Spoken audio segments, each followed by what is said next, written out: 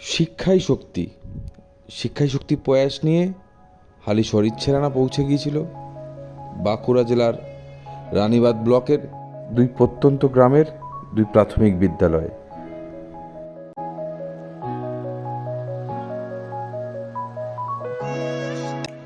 শালমহুয়ার বন পেরিয়ে ঝাড়গ্রাম বর্ডারের এক প্রত্যন্ত স্কুল আরলো ফুলঝরা প্রাথমিক বিদ্যালয়।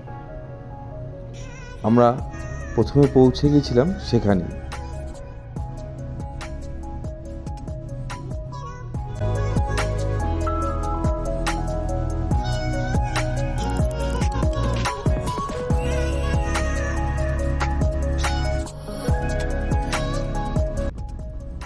বেশ কয়েক কিলোমিটার জঙ্গল পেরোনোর পরে পৌঁছে গেলাম আমাদের প্রতীক্ষিত গ্রাম আরলো ফুলঝরায়।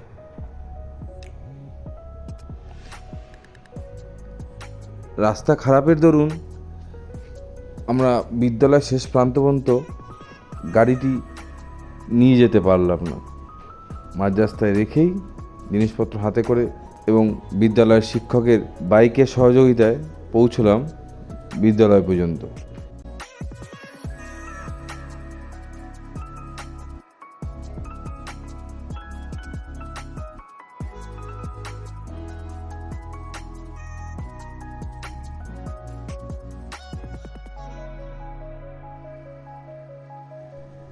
এই যে জঙ্গলটি দেখা যাচ্ছে এটি অবস্থিত ঝাড়গ্রামে, আর এই বিদ্যালয়টি অবস্থিত বাঁকুড়া জেলার একেবারে শেষ প্রান্তে। আমরা হালিশহর ইচ্ছেরানা দীর্ঘ কয়েক বছর ধরে চেষ্টা করে চলেছি শিক্ষাই শক্তি প্রয়াসের মাধ্যমে এই সব প্রান্তিক গ্রামের ছাত্রছাত্রীগুলোকে তাদের সারা বছরের প্রয়োজনীয় বই, খাতা, পেন, পেন্সিল, স্কুল ব্যাগ ইত্যাদি শিক্ষা সামগ্রী দিয়ে তাদের বিদ্যালয়ে আসাটাকে নিশ্চিত করতে।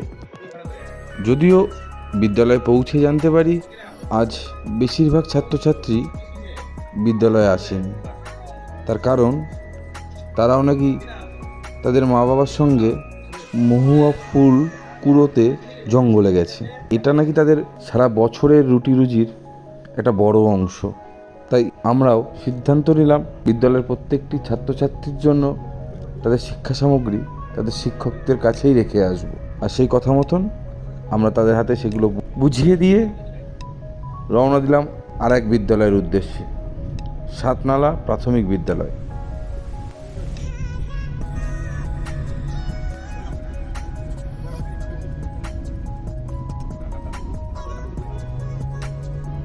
বেশ কয়েক কিলোমিটার জঙ্গল পেরিয়ে অবশেষে পৌঁছে গেলাম আমাদের গন্তব্য সাতনালা প্রাথমিক বিদ্যালয়। আমাদের দেখেই বিদ্যালয়ের কচিকাচাগুলো আনন্দিত হয়ে উঠল, কেননা তারাও বুঝতে পেরেছিল এসেছে তাদের জন্য নতুন খাতা, পেন, পেন্সিল, স্কুল ব্যাগ।